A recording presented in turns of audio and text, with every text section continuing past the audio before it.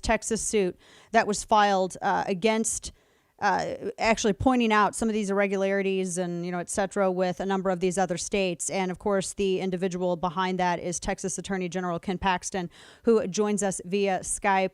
Good to see you, sir. Thank you so much for your time today.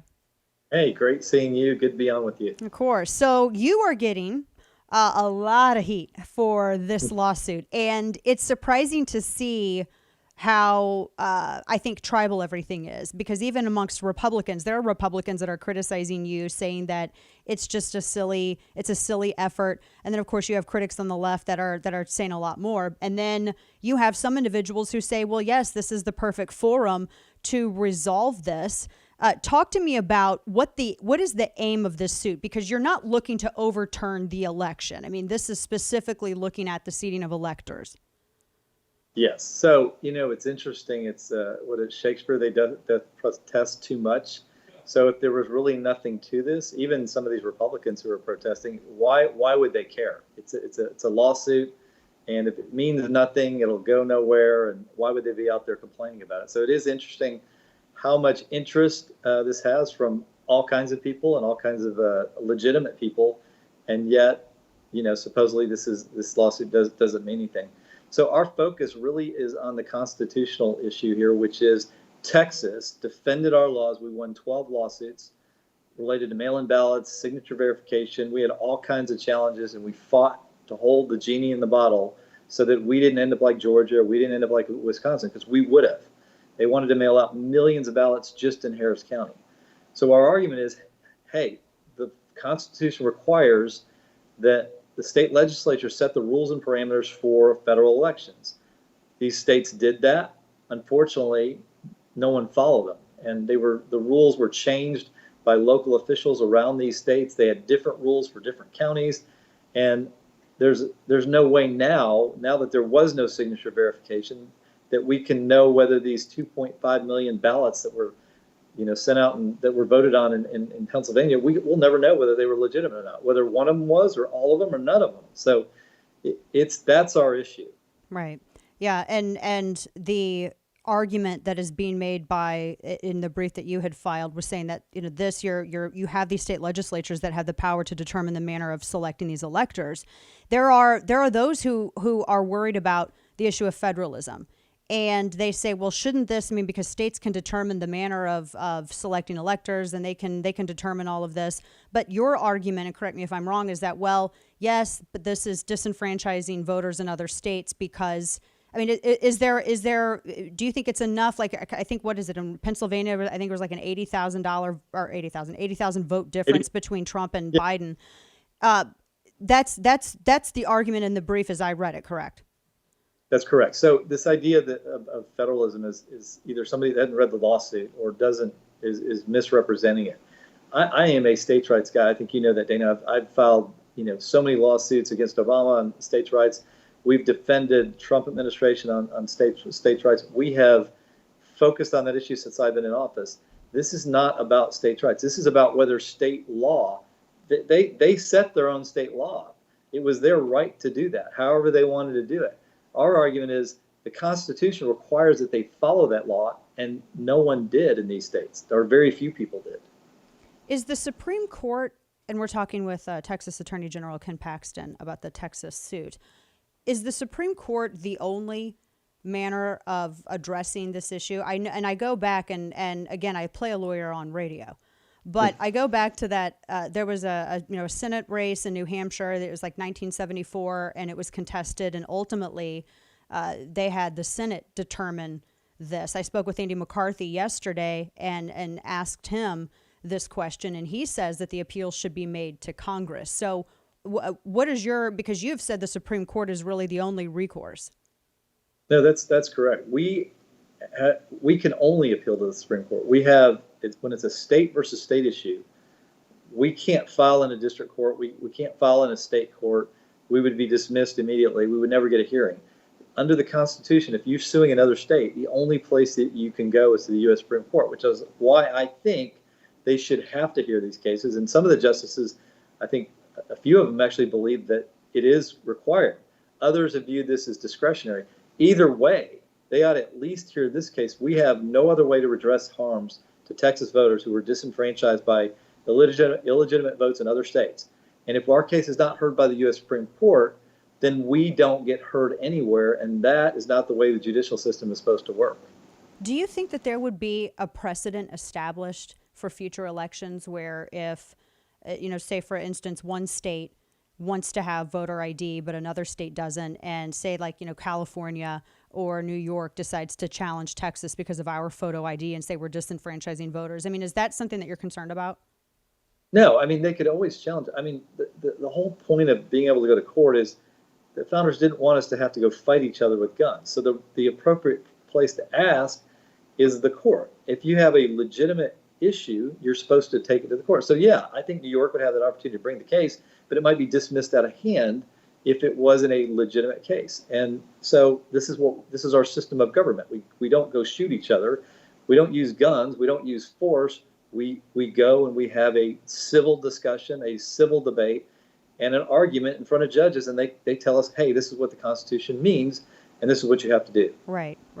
We're talking with Texas Attorney General Ken Paxton. One of the issues that I've seen raised, not a lot, but frequently enough, and interestingly, I've seen it come from the right more than the left, is the issue of the Solicitor General. The individual that would usually present cases for Texas in front of the Supreme Court. That individual was not, from what I understand, not party to this brief. What is the reasoning, or what is the story with that? So, we all have different opinions, and ultimately it's up to me to decide. And so I decided we were going forward. And, I signed these briefs as well. And I signed this one, and I signed it proudly. And my job is not to represent, some small group of people in Texas or somebody, just the lawyers in Texas that have certain views on the Constitution. My job is to represent all Texans. And so I felt like in this case, I had to go forward with this lawsuit because all of my voters, in my view, were disenfranchised by what happened in these other states. Yeah, and the issue of mail-in ballots, I feel like we've been talking about that all week. I feel like that's a discussion, that's a case that that's a fight that's going to be litigated, I think, in state by state. Now, for the elephant in the room, a lot of critics out there, and we're talking with the Attorney General of Texas, Ken Paxton, who filed this suit on behalf of Texas voters about the election. There's, obviously you see what is said out there, and I don't trust anything that I read in the media. I have to look it up and run things down myself. But there are a lot of people that are criticizing you on the suit. They say it's a Hail Mary suit. And some on the left are saying, well, this is just the Attorney General. He's trying to curry favor with an outgoing president because of the ongoing investigation in which you're involved. And how do you address those accusations of people who say that this is just trying to get a pardon from, the outgoing President Trump with this lawsuit? How do you address that? So what I would say is, look, I've been fighting voter fraud since I've been in office. We have had serious litigation related to mail-in ballots and signature verification and numerous other election issues over the last year. You can go look up the court proceedings. We've been doing this for almost a year. We've spent hundreds and hundreds of hours fighting these lawsuits. And so why would it be unusual that I would continue to be involved in the very same issues I've been involved with heavily for the last year? And really, for my entire time in office, I've focused on voter integrity and making sure that Texas election laws are followed. So it's ludicrous to say that suddenly I've changed my views. It's exactly what I've been doing for the last 6 years in office as Attorney General. What happens if the Supreme Court declines to hear the case? And I know this is something that I think they're going to announce this at any point now. What's after that? We have no step. That means that Texas, if my voters suffered harm, they don't have the opportunity to present that harm to any judge anywhere in the country, I guess ever, because the court has said, no, we're not going to take it for whatever reason. They don't have to have a reason. And I actually think the better jurisprudence, I actually think, and as I said earlier, I think some of the justices believe this is true, that the court has to hear our case because we don't have another place. And the way our judicial system works is you're supposed to have a place to file and be heard at least once. And after that, it's up to courts of appeals. But in this case, that would mean the court would say, look, we're sorry, you may have had tremendous harm, but we're just not going to hear it, and we have nowhere to go. That's a problem. Does it matter when with this particular case, like for instance, I know because I was looking at the brief, some of the things that were mentioned, just to throw out one example, like Pennsylvania, or I know that there were some things in Michigan and Wisconsin referenced. If those states have declined to pursue those legally, and how is it just like you start over with a clean slate? Because there are some who say that, well, because the states declined these cases, that somehow renders the examples that you list in the brief substantiating, the validity of this argument, that renders it moot. I mean, it pretty much undermines it. No, I think we have our own case, and it's built around some of the same facts, but not all of the same facts. And it's also based on a different argument, which is a constitutional argument. And we have the right to make that argument in Texas, and we have the right to make it because this is a federal election that affects every single person in this country. And if we don't get this right this time, how are we going to have confidence in the future of our elections going forward? It undermines people's confidence, and that's what we're trying to restore, is not just confidence in this election, but confidence going forward, so that people believe that their vote matters. Yeah, and that's the big question right now. People don't have a lot of faith in their systems. I mean, I was just telling you, just as before I introduced you, I received a voter registration certificate from someone who's never lived at my house, and I have to go take it up now with the County Board of Elections because we think they fraudulently voted from my address. So that's and it's common. And I mean, if it happens to me, it happens to a lot of other people. Just doesn't get mentioned on national airwaves. Look, we know that fraud is going on, but what I saw this time, and I saw it coming because we were dealing with it in Texas, as I said, for the last year in litigation after litigation, that we had more litigation over, voting than we've ever had, probably, combined.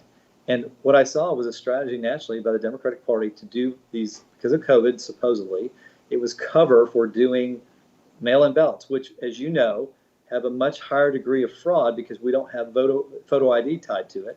And then on top of that, when you have states invalidating the signature verification so that we can't match signatures, it's a total, who knows? We could have had 2.5 million illegitimate ballots in Pennsylvania or two.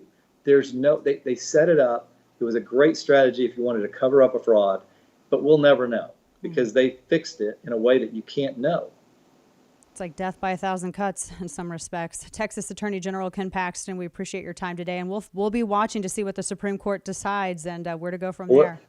Well, let's pray that they hear it because this is really important for the future of the country. And if our Supreme Court won't give us an answer, then I think they're not doing their job, and I think it hurts the nation going forward. It's a heavy time. It definitely is. Good to see you, sir. Thank you so much. Texas Attorney General Ken Paxton.